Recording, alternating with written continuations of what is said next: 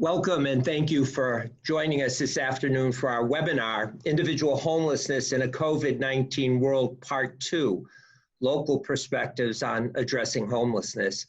My name's Joe Fenn. I'm the President and Executive Director of the Massachusetts Housing and Shelter Alliance, and I'm going to be your host and moderator for today's discussion. Before we get started, I would like to take some time to acknowledge George Cronin, Sandy Goldfarb, Andy Hoagland, and Jessica DiMartino of Rasky Partners, and of course, Caitlin Golden from the Massachusetts Housing and Shelter Alliance for their work in making this webinar possible today. While in our first webinar, we took a look at the crisis of the homeless housing and shelter providers confronted in the COVID pandemic, things such as high transmission rates, the necessity for depopulating shelters, creating sufficient quarantine for individuals experiencing homelessness, and also the provider's vision for moving forward. Today, we want to take a look at some of the same issues, but more from the perspective of municipal administrators, elected officials, and leaders confronting the same issues within their communities.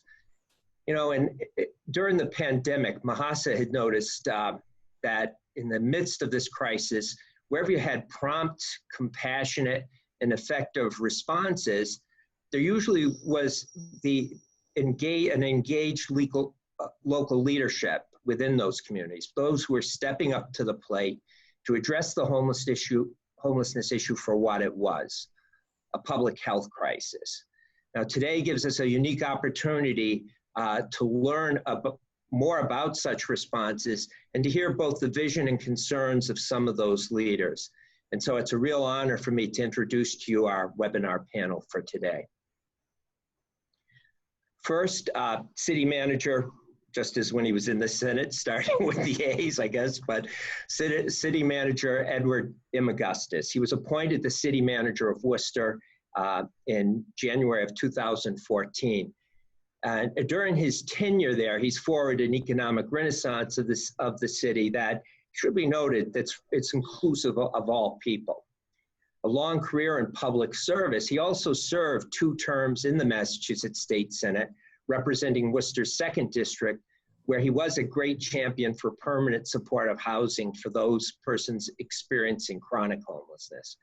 You know, a slogan for their housing plan in Worcester really sums it up quite well in terms of what his attitude towards the homeless has been. A Worcester for all means housing for all. Next, we have the mayor of the city of Salem, Kim Driscoll. As I understand, she was a standout basketball player for Salem State, but Mayor Driscoll has spent nearly her entire professional career engaged in municipal development and government. She is a big part of the reason why Salem has been judged one of the best places to live in Massachusetts. Her success in Salem has been unprecedented and unique in that she's combined sound fiscal and municipal financing practice with an inclusive vision that meets the needs of all people. It's easy to understand why she was elected for her 4th term in 2017. We also have Senator Brendan Crighton, who's a senator of the 3rd Essex and chairperson of the Joint Committee on Housing, who I think offers us both a local and legislative perspective. You know, I think what really marks a great legislator is that you do not always need to seek them out because they seek you out first. And I think that's certainly what distinguishes Senator Crighton. Particularly as he addresses the complex issue of homelessness, he avails himself of the data and thoughts of those of us working directly in this area and tries to shape policy accordingly. And despite his career in public life, I'm a little biased because I believe that his 6 years as a city councilor for the city of Lynn makes him uniquely positioned to understand the challenges local communities face in addressing complex issues such as homelessness. Finally, to help outline Mahasa's perspective today, we have Joyce Devon, the Senior Director of Policy and Programs at Mahasa. Now, Joyce rejoined Mahasa in 2018, and she brings over 30 years of experience working with nonprofits on homelessness and housing solutions, but also working with local and regional entities in planning better responses to homelessness, both through consulting and her direct work in Massachusetts. So thank you all for participating today, and let's get started. City Manager, I wanted to begin with you. You know, I had the opportunity to visit Worcester early on in the midst of the COVID crisis, and I was amazed at how quick you were out of the gate and how you integrated so many parts of the human service and health community in responding to the crisis, providing isolation and quarantine capacity. What was it that moved you to be able to respond so quickly to the crisis? Well, thank you, Joe. Thanks for inviting me to be part of this distinguished panel, and I appreciate being in the company of the Senator and the Mayor, and welcome them to the conversation. You know, in the early days of the COVID outbreak, one of the first things I did is I asked to meet with the two CEOs of our major hospital systems, UMass Memorial and St. Vincent. And I said to them just basically, it was a Sunday morning at our emergency command center, what do you need the city to do to help keep you open and able to meet the needs of the community, both Worcester and the Central Mass area? And they really identify two things. We need to make sure that the homeless population, because of their living situations in shelters that don't provide the opportunity to socially distance from each other, if somebody has an exposure, to be isolated for the 14 days, those folks are going to end up in the emergency rooms. They're going to end up taking up hospital beds. They're going to really limit the ability to meet the surge that we were expecting to come. And secondly, a satellite hospital. And I'm proud to say we were the first community in Massachusetts to open up our DCU facility as an overflow hospital, working with the state and FEMA to do that. So we immediately found 4 locations within the city: high schools, church basements. We opened up the shelter capacity. We hired the Net of Compassion, who runs one of our satellite shelter operations, to bring in staff. We supplemented them with volunteers that they quickly trained. And then we depopulated our main shelter and put the homeless population into these other locations, allowing them to stay quarantined, stay isolated from the wider population. And we used it as a way to kind of engage with them. So we had food brought in, we had telemedicine brought in, we had recovery coaches brought in, we got people signed up for benefits, we did regular testing with them.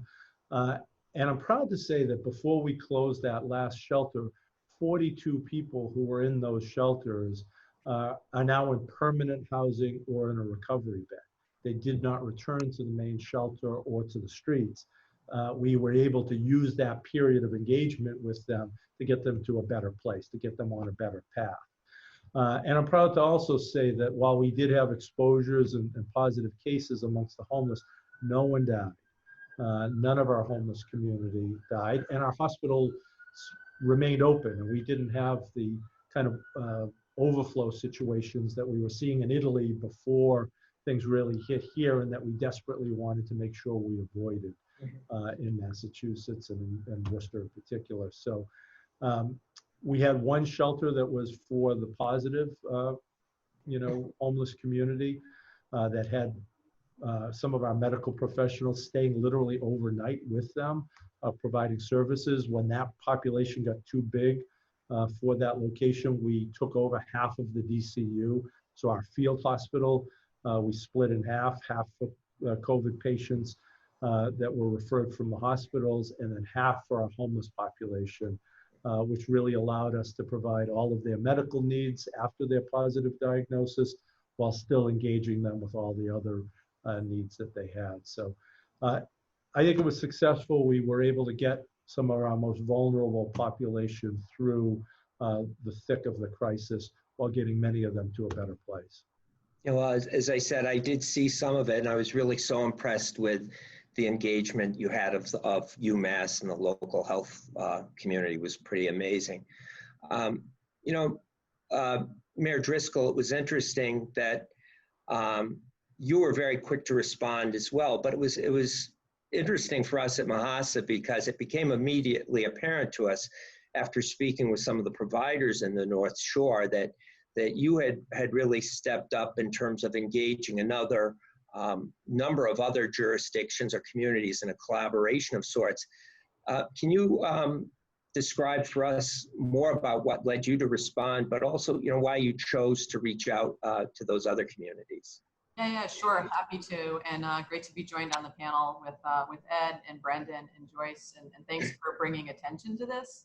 I think oftentimes we want to pretend in communities that we don't have a homeless population, and I think that's obviously clearly not the case. Lots of housing challenges, and when COVID hit, I think echoing a lot of what Ed was referring to, it became a very much all hands on deck approach.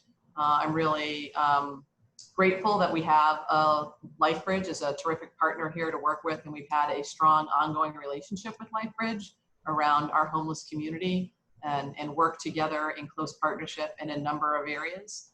And then obviously working regionally for us was important. We had neighbors in Lynn and Beverly, Mayor McGee, Mayor Cahill, the mayor in Peabody as well, but primarily Lynn and Beverly. We all identified really quickly the need for us to collaborate. LifeBridge also services a shelter in Beverly, so we had a shared resource there. And then we all shared a very similar hospital network. And to Ed's point, it is this cycle, right, that we are all trying to avoid, certainly when we don't have COVID as a challenge, but even more so when we do. Mm-hmm. And so being able to pull together, what are our needs? Do we want to actually set up 3 quarantine centers? You know, for communities our size, we're not as large as Worcester. It's a lot of resources. It's a lot of energy. It's a lot of time and talent that would be going in 3 different ways when we thought it might be possible for us to work on a collaborative fashion and have one facility, knowing how tough staffing is and PPE and all the resources that you need to bring something like this to bear. So we each assigned leads in our community. In our case, our police chief, our police department already has a strong working relationship with LifeBridge, and they really are the heroes here because we don't know how to set up a shelter, they do, right?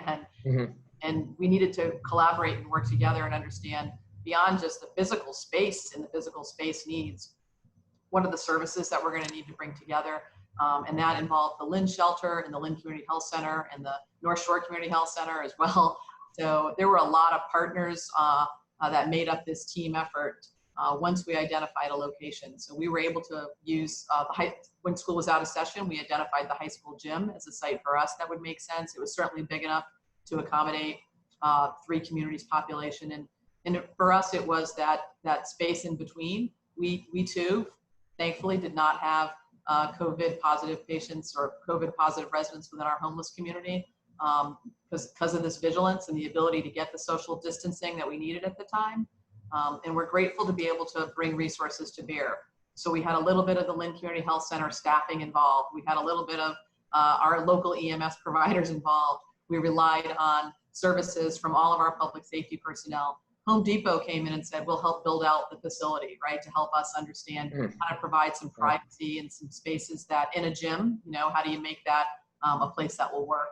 So I love the esprit de corps that came together so quickly at a time when we were all building and flying a lot of things to identify this need. And if we can do it during a pandemic, my hope is we can do it when there's not a pandemic going on, especially as we're gearing up for potential resurgence in the fall. And now we need to focus on quarantine site 2.0. The high school hopefully will have kids in it as we're reopening schools. And just what we were able to do working together is only going to strengthen the efforts as we move forward, not just around COVID, but around other issues as well. So grateful to have strong community partners too. We took the lead in Salem, but we certainly had the blessings, the partnership, and the ability to call on Lynn and Beverly if we needed something as well.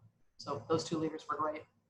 Well, it's great to hear you're doing some contingency planning on the event of a reignition of the virus. So again, that's very good. And I agree with you. It's you hate to find silver linings with this, but the fact that so much creativity emerged in it is certainly one. Senator Crighton, obviously you are responding more on the legislative side as the co-chair of the Joint Committee on Housing, but the truth of the matter is you really got out in front of the homeless issue during this time.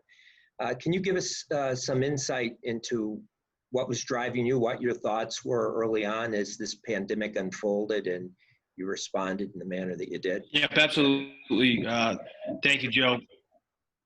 Sorry, it's always bad timing when the "you've lost internet connection" thing pops up as you're about to speak. But it's great to be here as part of the all-star cast that we have here. And I think certainly want to build off the theme of teamwork, really. And pretty quickly on, right when COVID hit, the Senate president had really set up a system in place that allowed for the best possible communication for members that are all over the state. So I was lucky through my housing chairmanship to be part of the safety net working group and focusing on areas around homelessness, but also obviously the potential for evictions and some preventative measures as well. And I think that communication early on really helped us to act quickly, accomplish things that usually take years in a matter of weeks up here in the legislature. And then I think that communication also going to our cities and towns that we represent, probably some of the bigger challenges coming in Lynn that was hit particularly hard, and certainly took some lessons from Worcester, and also some great partnerships with our friends in Salem, in the surrounding communities, and taking a regional approach. So I think certainly we learned a lot in those early days, but I feel like towards, as we got through the public health, immediate emergency crisis, the city of Lynn had been able to help relocate a significant homeless population that just because of some, site issues there, certainly shortages on PPE, the depopulation of shelters, obviously, and trying to connect to permanent housing, as the town manager said, or city manager, excuse me. And Joe, certainly to you and to your team, we're not experts in housing. I love my chair's housing committee, but we lean on you, and we lean on the advocates, and working closely, our team with your team, and Caitlin Golden in particular, really helped us get a better sense as to what was happening on the ground level statewide. I love to think about Lynn all day, every day, but it's a big state that we had to make decisions for, and certainly making those connections as well. So I do think, they just announced earlier today, I know we're not here to talk just prevention, but I was pleased to see that the governor has extended the moratorium on evictions today, which is big. We're getting close to that August 18th day, but we're going to need to do a lot more as we prepare to continue and to focus on this pandemic, and that means rental assistance as well. So we have, a $20 million increase in RAFT in the supplemental budget that we're confident he will sign as well. But it's going to continue to take. Our session ends on the 31st, but the work's certainly not going to. So constituent services and making sure the funding's there and continuing this communication will be crucial for all of us. And look forward to continuing our partnership with Mahasa as well. Well, again, we're available anytime, Senator, believe me. But again, the entire legislature and their focus on permanent supportive housing has been tremendous. And I hope that as we move on now, we'll be able to discuss a little bit more with you about what you think some of the challenges faced by local communities are. But I thought that Joyce might be able to give us some picture of what lies ahead. The current shelter crisis we're facing. One of the questions, we solicited questions for a day, and some of the questions the listeners asked was, why is there presently insufficient shelter space? People call and say, well, we don't have any room for you. Joyce, can you outline for us some of the issues created by depopulation and the transformation of the shelter space, both the challenges and some of the opportunities it presents? Sure. Yeah, thank you. So we've heard about some of the impressive things that have been done in some parts of the state to depopulate. But now we're faced with this challenge. Shelters are saying they can't go back, right? We can't go back to packing people into shelters. And I say packing not in a negative way. I think we're a state that has made a strong commitment across our localities and among our providers in the past to trying to get as many people as possible inside and safely sheltered. And that has given us one of the lowest unsheltered rates in the country. But now we're facing this crisis. We have a public health crisis, and we need to keep shelters depopulated. So what do we, so the challenge is, you know, in terms of numbers, our estimates are that we're going to lose at least 800 beds of shelter statewide. And that's really just a rough estimate in order to meet CDC guidelines and keep people at least at a safe distance. And, you know, that's roughly a quarter of the system. Again, these are broad numbers, but you can tell that that's a very big impact on our system. We know that our state is moving forward and putting some of the CARES Act emergency funding out there. Their goal is to try to get 500 beds up and running over these next few months. That is going to be a challenge across the state for different providers. Where can they turn to create that capacity? And I think the key question we've been raising at Mahasa is, how do we respond to this crisis in a way as an opportunity to move the system in a better direction for the future, and ideally in a housing-focused direction? So the few of the things we've been talking about, people have heard us using the lingo that you're now hearing across the country of creating non-congregate shelter wherever possible. You know, in layperson's terms, it can be master leasing or even purchasing a hotel for individuals. One person or even two in a room, your own bathroom, maybe a kitchenette. Repurposing closed rest homes or hospitals or dorms or things like that. Spaces that allow for both that spacing and actually many that have the potential to be purchased and converted to permanent supportive housing down the road.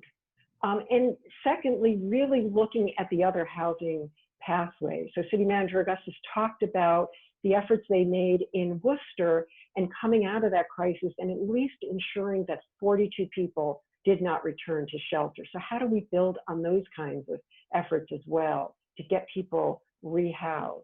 So rehousing, permanent supportive housing, non-congregate shelter are really some of the themes that we're looking towards in the future. You know, again, you mentioned it that you know, this impending crisis and shelter capacity crisis, and at Mahasa, we've long believed that housing is the best solution to homelessness. But we know, and I think I know, particularly after being 16 years as a city councilor myself, there are many challenges to creating some of these housing opportunities locally. So I'm really just throwing this out here now for discussion, and I think either to, you know, City Manager Augustus or Mayor Driscoll, would either of you kind of like to outline what you see as some of the challenges in creating a housing response to homelessness, and what support do you think you would need from the Commonwealth?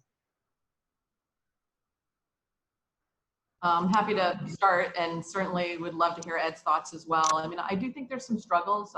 This will come as no surprise to Senator Crighton that we have struggled here in Salem to get a zoning, smart growth zoning adopted, things like accessory dwelling units that would enable smaller, more affordable spaces. It may not necessarily help directly with our shelter population who needs more of a housing first model with some wraparound services, which thankfully we've got great partners and have been able to put units in place. Not enough, but more of those we hope would be helpful. But ADUs do create an affordable unit for many folks who find themselves in the shelter for economic reasons. And we know, given the pandemic and the unemployment rates, it's going to be even, you know, more important that we create a sense of urgency and understand how urgent this is. I know my inbox gets filled, my phone voicemail gets filled with people who are looking for housing, who find themselves in an unfortunate circumstance. And many of us, could be any of us or our family members, and we really tried to recognize that. Most of our homeless population in Salem is from Salem or the region. There are people who have a connection here. That's why they're here. How do we appropriately address housing needs when it's families, it's seniors, there's a whole lot of folks who are being challenged by housing in Massachusetts right now. For us, it's trying to focus on both smart growth zoning, working with experienced partners, nonprofits that do housing first and do it well, and then finding those available properties and supporting them when we can, whether that's with local dollars, federal dollars, working with state officials. I think one of the things we're up against is even when we identify those projects and we have great partners, the housing tax credits to support that, there's such a long line of nonprofits that are seeking those dollars, and they're needed in many communities, that it can be years before a project comes to fruition. Even if you've lined everything up, you're multiple years away from actually making the renovations or the construction and moving forward. We've been trying to work with supportive landlords to just use existing units and then partner with nonprofits for the wraparound services. That can work in certain instances, but it's a lot of work coordinating that and putting those pieces in place, and trying to understand how we can come together as a community to support other more non-traditional housing models at a time when there's such pressure in Greater Boston in particular around housing and affordable housing, for sure. And you've engaged some of the community development corporations in some of your permanent supportive housing as well, which means that they can tap into some of the mainstream resources to address this problem. So that's great. Exactly. City Manager, did you want to weigh in on this? Yeah, I just piggyback on everything the mayor said. I think all of those are part of the kind of toolbox that any community needs to try to respond to the, existing and growing housing crisis we have in Massachusetts. Couple nuances there. I think one of the things that we were able to do with our plan to end chronic homelessness using a housing first approach was we partnered closely with our Worcester Housing Authority, and we have one project that was just recently approved for funding from the Commonwealth for 24 units. And the land was owned by the Worcester Housing Authority. So that was good because it allowed us to take a piece of property that there were no additional costs to acquiring. And the Worcester Housing Authority is also going to be a partner, having 24 units for formerly chronically homeless individuals and 1 unit to be a live-in property manager who's an employee of the Worcester Housing Authority.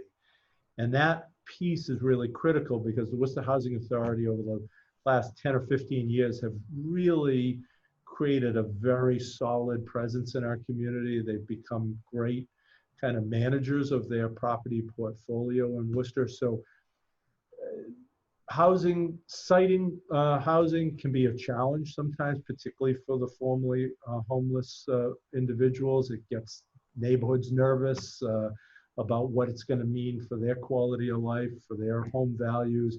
But having a partner like the Worcester Housing Authority that has a good reputation and a good track record of managing their properties, we found is a really helpful thing when you try to convince a neighborhood that this is not going to be something that's detrimental, that this is going to be a value added to not only their neighborhood, but the community at large.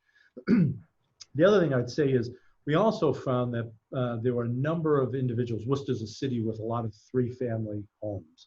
A lot of those 3-family homes are owned by older individuals. And maybe over the years, they've had bad experiences with a tenant.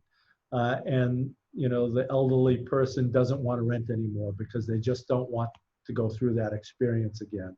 So as part of our plan, we did a kind of a reinsurance program, if you will, that besides the security deposit, we've offered additional protections to cover the cost of legal fees or damages to the unit above and beyond that, to get existing units back into the mix.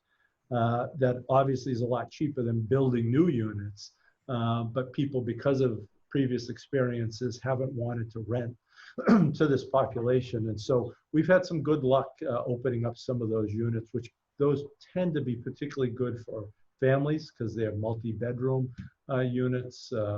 So that's another kind of nuance that we've tried as of late.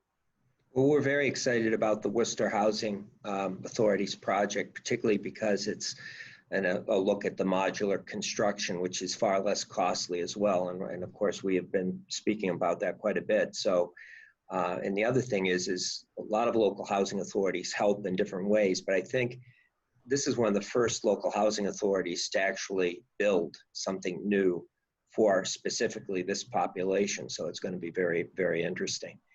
You know, Senator, there's a great deal of evidence nationwide and here in Massachusetts that suggests that housing is a far less costly approach to homelessness than the emergency responses we see across systems of care.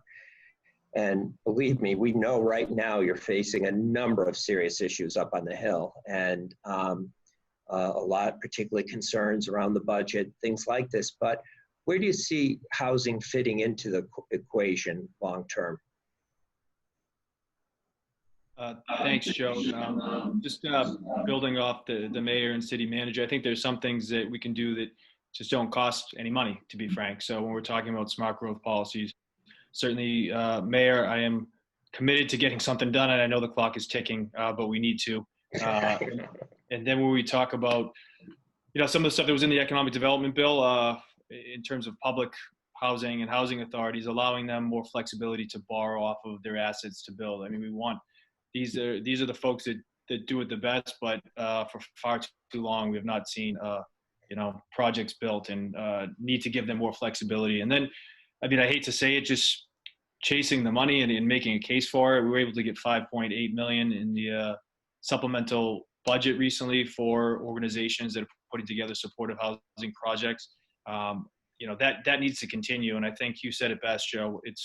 It's demonstrating the longer term savings of all of this, especially when we don't know, you know, when we're going to dig ourselves out of this hole. You know, while we're feeling the pain now, some projections that we've been hearing suggest that it's going to get worse once, well, obviously once federal money starts to dry up a bit, potentially too. So I think it's a strong argument to be made on the moral side, but also on the side of fiscal responsibility and putting the best use with our limited resources.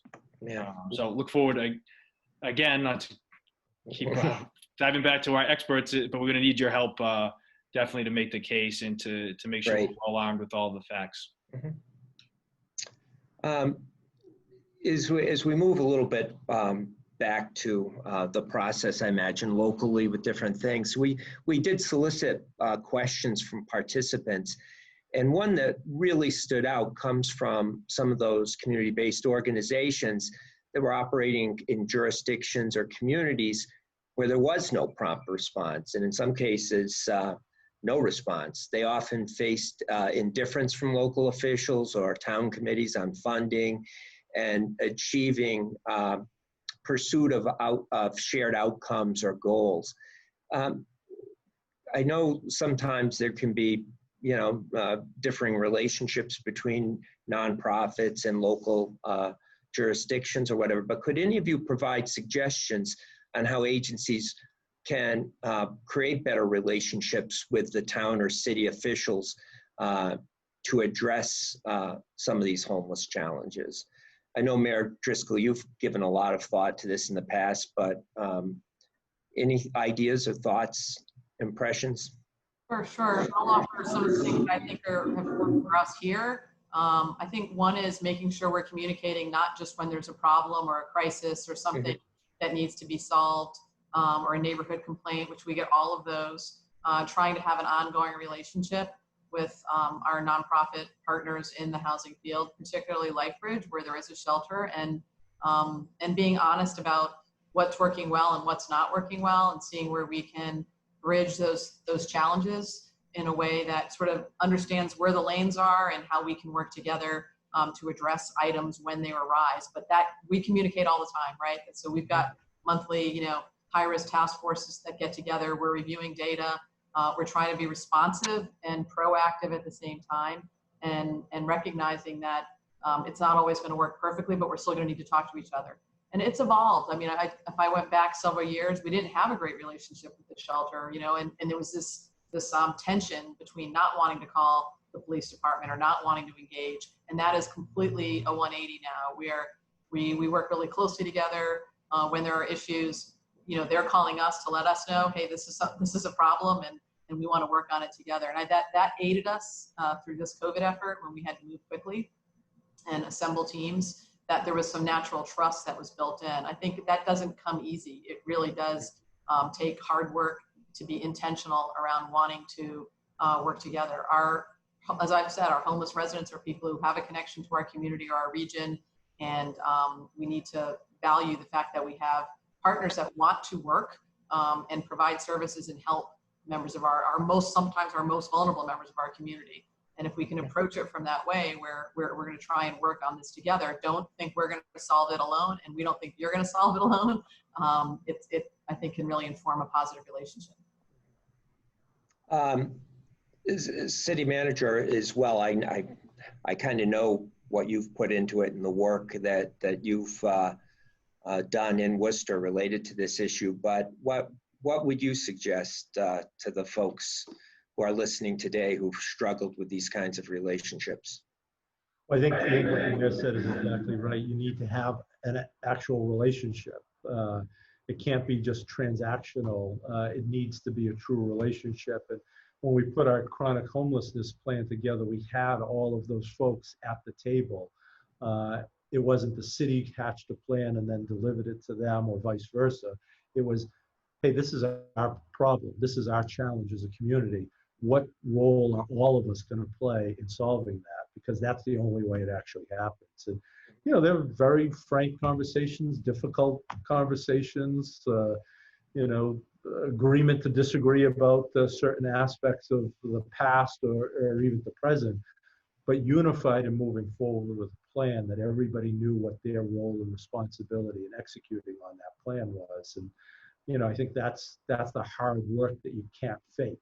When a crisis hits, you either know who to call, know how to talk in shorthand to each other to get the problem solved, or you don't. You're starting from scratch, and that's never a good place to start. Right. I thought one great thing about your process was that you managed to bring everybody around the table in a way, not just bringing them around, but with a plan to discuss and a way of trying to reach consensus on those issues, which was really great.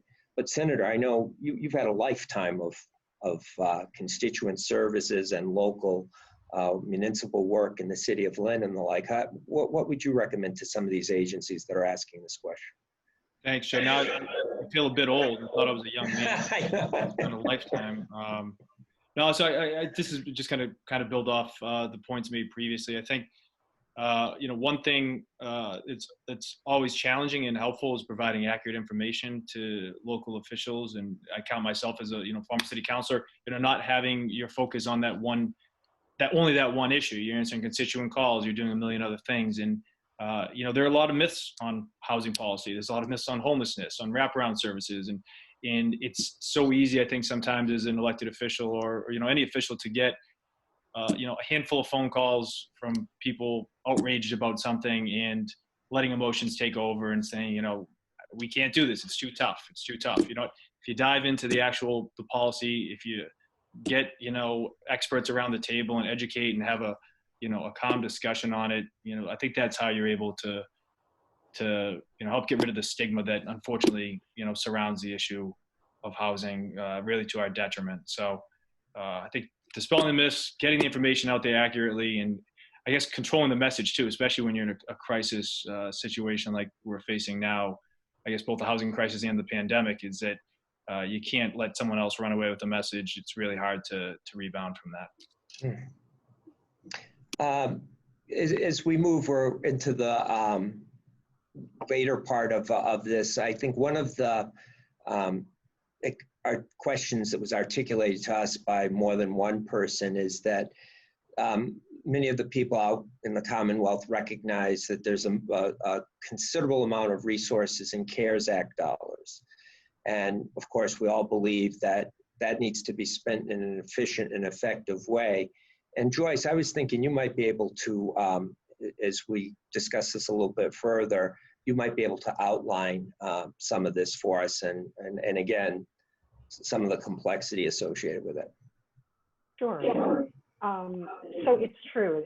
it's sort of unprecedented, the amount of money that has come in to the Commonwealth through the CARES Act sources. Though I think Senator Crighton can probably tell us there is also an unprecedented number of demands being made on those funds. For example, the Coronavirus Relief Fund, CRF, I think there's about $2.4 billion coming in to the state. And I'll just put a little plug that there are states across the country that are actually targeting some of those funds now upfront for the purchase of permanent supportive housing.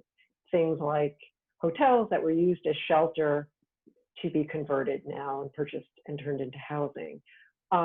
There are also funds that localities have a little bit to say over. So ESG, or what we call the Emergency Solutions Grant, those are the homeless targeted resources. There's $104 million that's come in to our state, you know, a big portion, about $44 million that went to the Commonwealth to be spread across the state. And then of course the rest going to some of the larger municipalities. And just to put that in perspective, it's about 10 times what we would usually get in any given year. Now I realize not all localities, such as, you know, City of Salem, not all localities get a portion of that. Nearly every locality, municipality does get Community Development Block Grant, CDBG, and that's another $60 million that has come in. That's not necessarily as kind of homeless targeted, certainly has the potential to be used for housing resources. And just one other side note about, you know, I mentioned the ESG money, while the focus of that for many may be on shelter, you know, just again putting in that plug that innovative models like non-congregate shelter could be done using those dollars, things that eventually could be converted to housing. We also know FEMA, you know, people are scrambling to use FEMA dollars. I know they're hard to use, but they are helping to pay for a lot of the emergency costs. And again, different states across the country are maybe perhaps a little bit varying in their effectiveness at using those dollars to actually pay some of these upfront months of non-congregate shelter. So there's that as well. You know, just a final comment I'd make about the dollars, some of the guidance that's come out of HUD, I'm thinking of some of their kind of folks leading the charge around homelessness planning, have suggested some guiding principles I think that probably we'd all agree on, and I realize kind of are a collective challenge for all of us. But really, to the degree we can we do some integrated planning with these resources so they're not separate buckets? Can we do some innovative things? Can we focus on some of the pathways to housing? You know, and finally, and I think folks have heard me say this before, when I heard this, it really sat with me. It's remembering that our short-term investments have long-term consequences. And I think I can say this about Joe and I. We were kind of both in this work many decades ago when homelessness first emerged. And so many of us, you know, good-hearted, we kind of stepped up and said, well, we've got to do something. And lo and behold, you know, you're opening a church basement or something in a crisis. And I don't in any way want to diminish the responses that localities have made in these last few months and how important they are. But just keeping in mind that some of those things we did 30, 35 years ago that we thought were going to just be short-term emergency responses, here we are decades later, and that's what we still have for shelter. So can we learn from that and to the best degree possible, use these resources in new ways, in ways now based on our decades of learning to do it differently? I'll stop there.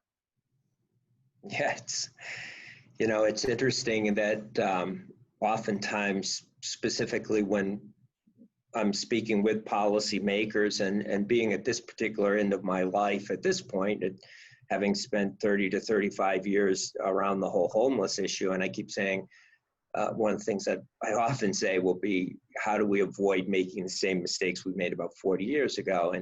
And by that, I don't mean not rushing to help, but how do we try to come up with something other than an emergency response? However, you know, we recognize how complex that is.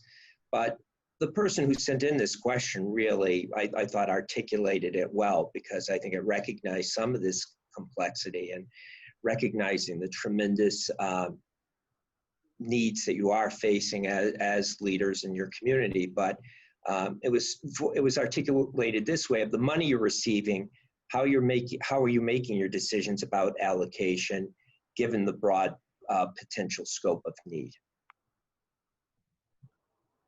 And I guess we could start, Ed. You look ready to answer. So, Worcester is an entitlement community, so right. we get a certain amount each year, and so it's been a huge help to have these additional appropriations this year.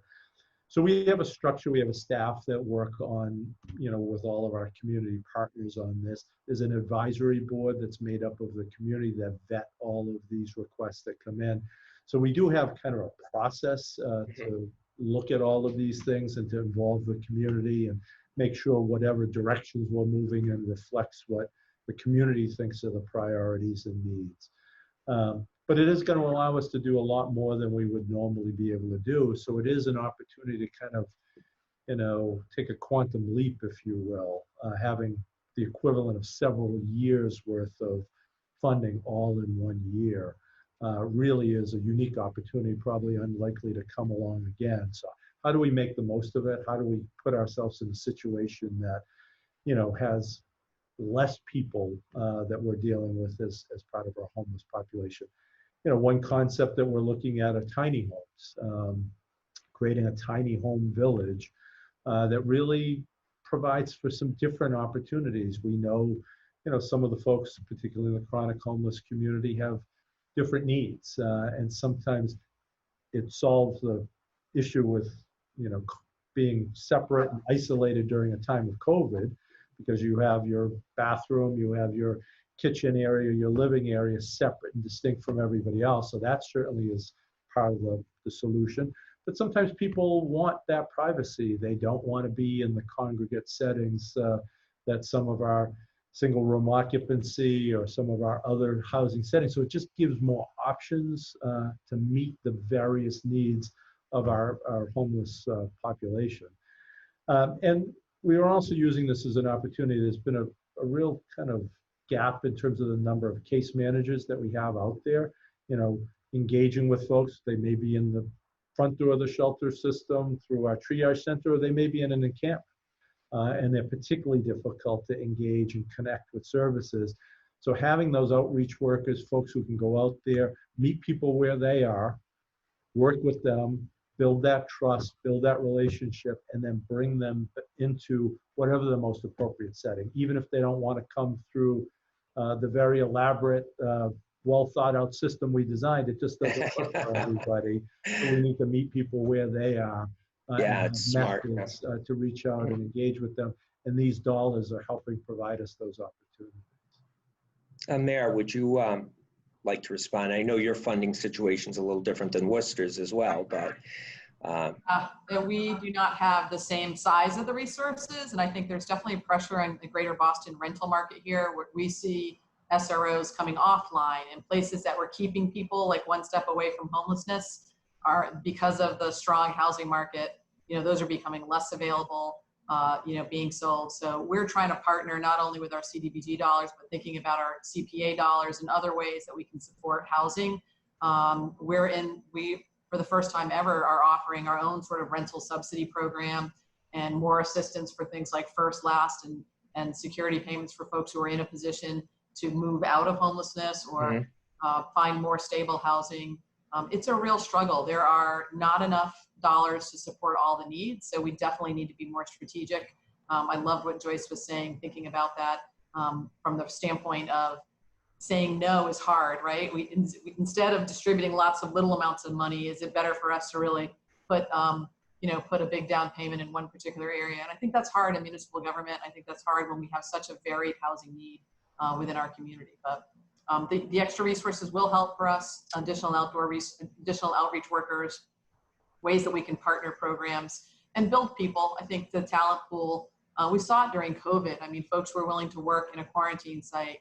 We're in short supply. So how are we ready again for the resurgence, if we're thinking about that? in just building a talent pipeline. And for us, it might take the form of a unified space that we can put nonprofits. We have a lot of nonprofits spread throughout the community. We're fortunate to have great partners, but they've got the same challenges around overhead and finding space, and it may move toward putting everyone in one location where not only does that make the communication and the coordination easier, but hopefully it could drive down some of those costs as well. But definitely conundrums.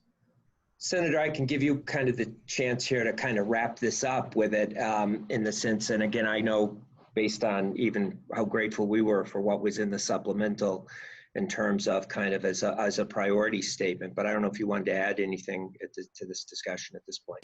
Yeah, I mean, coming from the state level, don't have as specific a response, but I think just generally, as we talked about today, making sure that we're advocating for as many tools in the toolbox for our municipalities as well as our partners in the advocacy world, and not always just policies, not always just money, but the combination of the two to give them that flexibility to achieve their goals at the local level. But like I said earlier, I think these opportunities for all of us to get together during COVID to highlight the issue are so important, and then just keeping in touch day to day to make sure we're not missing opportunities that could sneak by when obviously everyone's chasing as many resources as they can. So thank you again for the opportunity. Well, I just want to thank all of you for participating, but especially Senator Crighton, City Manager Augustus, and Mayor Driscoll. That I often think, unfortunately, in our culture today, oftentimes there's been almost an intentional effort to demean public life. And I think that you folks really represent the best of what it means to be engaged and involved in public life. And having participated in it myself for a while, I also know the challenges that you confront and the difficulties that are involved in that. And one of the ways that I always like to kind of put it in the past is that once you take on the mantle of public life, that you're giving up your entitlement to opinions. Because unfortunately, you don't have the luxury for opinions. You have to make decisions. And I think Senator Crighton put it very well, that oftentimes there's those out there who will listen to a very vocal minority, but not necessarily wrestle with the complexity of the issues that you're facing and what the long-term consequences of not addressing that are. One of the things that we've loved to say at Mahasa for a very long time is that there really are consequences for doing nothing. There's a great cost to doing nothing. You really represent the best, the folks that are really committed to doing something, and we're deeply appreciative of that.